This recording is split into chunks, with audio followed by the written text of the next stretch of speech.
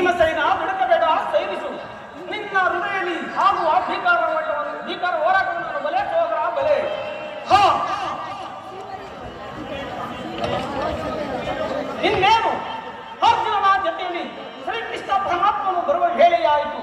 ಬಂದ ನಂತರ ಈ ಕಾರ್ಯವನ್ನು ಆಲೋಚಿಸೋಣ. ಶಾಂತವಾಗುತ್ತಮ್ಮ.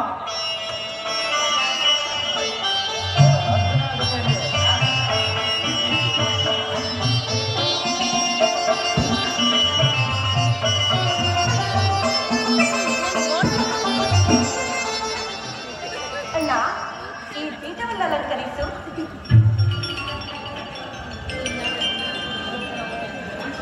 ಪಾಂಡುಪುತ್ರರ ಕ್ಷಣಾಪಣ ಸ್ವೀಕರಿಸುವುದೇವ?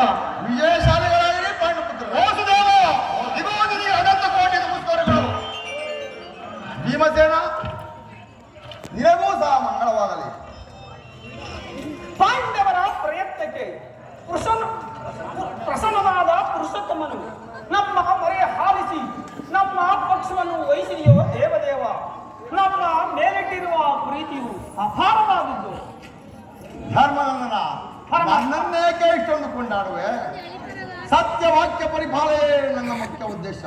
ಅದರಲ್ಲಿ ಧರ್ಮಪುತ್ರ, ನಿನಗೆ ಸಲ್ಲಬೇಕಾದ 10 ರಾಜ್ಯದ ವಿಚಾರವಾಗಿ ಯಾವ ನಿರ್ಧಾರವನ್ನ ಕೈಗೊಂಡಿರುವೆ? ಪರಮಾತ್ಮ, ಅಸ್ಥಿರವಾದ ರಾಜದಾಸೆಗಾಗಿ ಒಂದು ಬಾಂಧವರನ್ನು ಕಳೆದುಕೊಳ್ಳುವುದರಿಂದ ಪ್ರಯೋಜನವೇನು ದೇವ? ಉಭಯರು ಶಾಂತಿಯಿಂದ ಬಾಳುವುದು ಒಳ್ಳೆಯದಲ್ಲವೇ ಪ್ರಭು? ಧರ್ಮಪುತ್ರ, ಅಂದರೆ ನಿನ್ನ ಮಾತಿನ ಅರ್ಥ?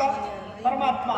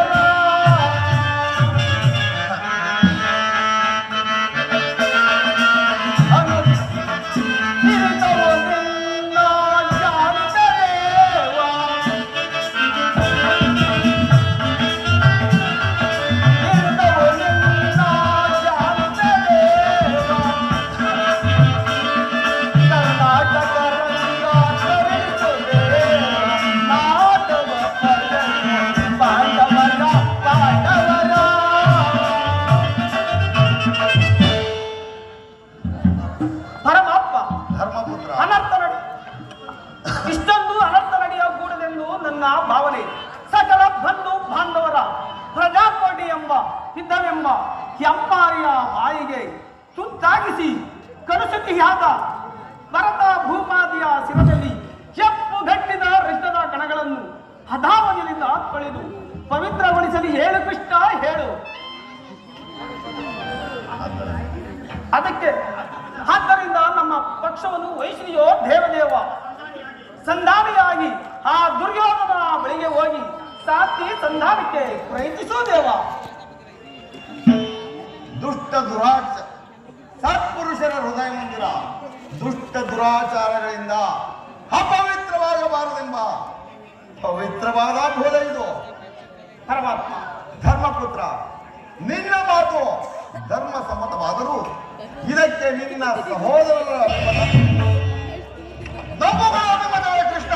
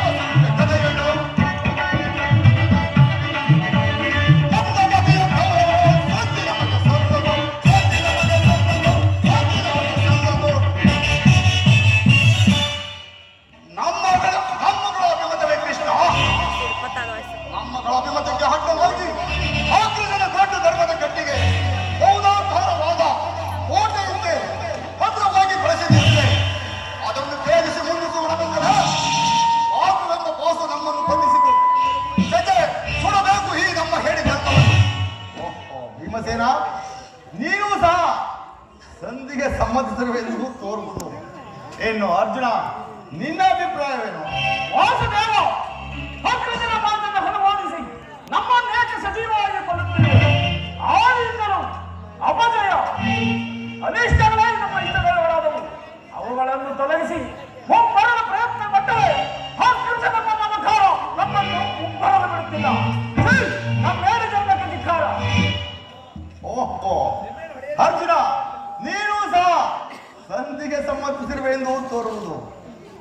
ಪರಾಕ್ರಮಿಗಳಾದ ನೀವಿರುವರು ಸಂಧಿಗೆ ಸಮ್ಮತಿಸಿದ ಮೇಲೆ ಇನ್ನು ಮಾದ್ರಿ ಕುಮಾರಗಳಾದ ನಕುಲ ಸಹದೇವರು ಅವರು ಅಗ್ರಜನ ಮಾತನ್ನು ಅನುಮೋದಿಸದೇ ಇರುವರೆ.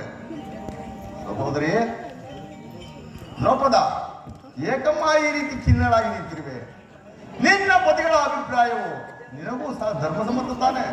ಅಣ್ಣ, ಸಹೋದರಿ, ಮಡದಿಗಾದ ಅಪವಾದದ ಕಡೆ ಲೇಚು ಮಾತ್ರವೂ ಗಮನ ಕೊಡದೆ ಬಾರಿ ಬಾರಿಗೂ ಸಂಧಿಯಾಗಿ ಪ್ರಯತ್ನಿಸುತ್ತಿರುವ ಈ ನನ್ನ ಪತಿಗಳ ಅಭಿಪ್ರಾಯವನ್ನು ನಾನು ಧರ್ಮಸಮ್ಮತವೆಂದು ಹೇಗೆ ಹೇಳಲಿ ಅಣ್ಣ?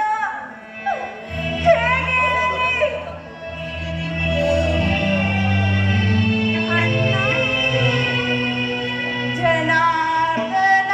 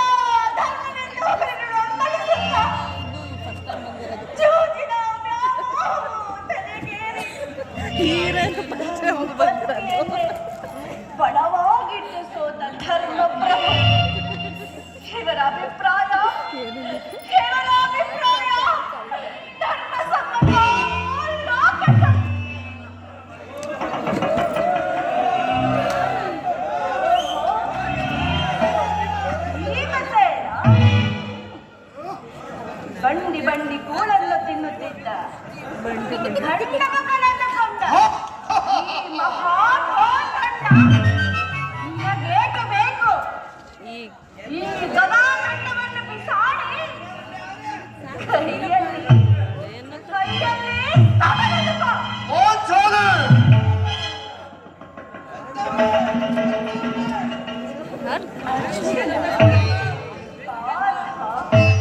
ಪಲ್ಗುಣ, ಕಿರೀಟಿ, ಶ್ವೇತವಾಹನ, ದೇವಶ್ಚಾಂತನತೆಯ ಕಷ್ಟಲೋಪಧೇಯ ನಿನಗೇಕೆ ಬೇಕು? ಈ ಗಾಂಡಿಯವನ್ನು ಬಿಸಾಡಿ ಈ ಕೈಗೆ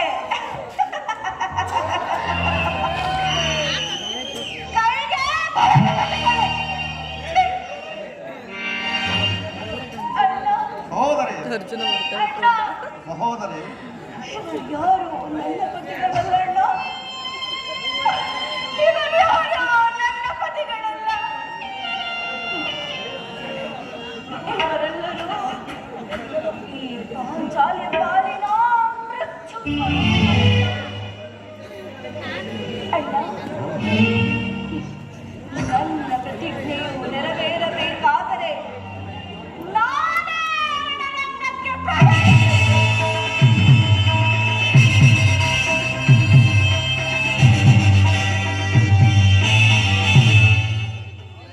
ನನ್ನ ಪ್ರತಿಜ್ಞೆಯನ್ನು ನೆರವೇರಿಸಿಕೊಳ್ಳಲು. ಇಲ್ಲವೆಂದರೆ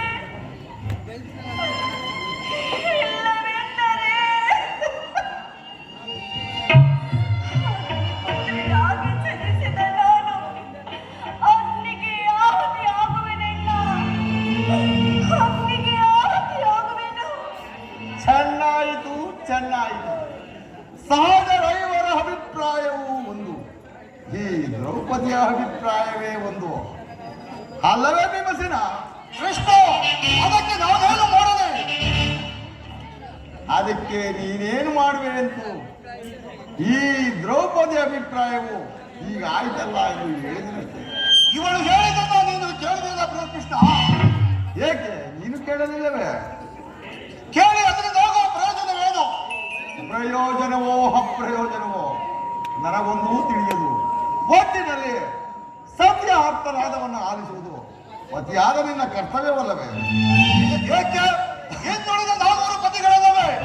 ಅವರೇ ಅದನ್ನು ಬಗೆಹರಿಸಿಕೊಳ್ಳಲಿ. ಅದಕ್ಕೂ ಭೀಮನಿಗೂ ಯಾವ ಸಂಬಂಧವಿಲ್ಲ. ಅಬ್ಬಾ, ಸಂಬಂಧವಿಲ್ಲ. ಭೀಮಸೇನ ಸಂಬಂಧವಿಲ್ಲದೆ ಅಂದು ಪುರಸಭೆಯಲ್ಲಿ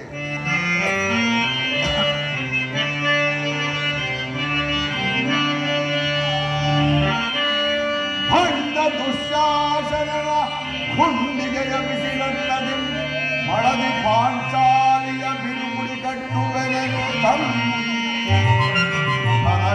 ಕನಗದಾದಂಡದಿ ಕನಗದಾದಂಡದಿ ದುರ್ಯೋಧನ ಕೊಡಪುಡಿ ಮುಟ್ಟಿದೆ ನುಡಿದೆಯೋ ನುಡಿದು ನುಡಿದೆಯೋ ನುಡಿದೆಯೋ ಗಂಡುಗಲಿ ನೀನು ಹಮ್ಮದ ನುಡಿಯ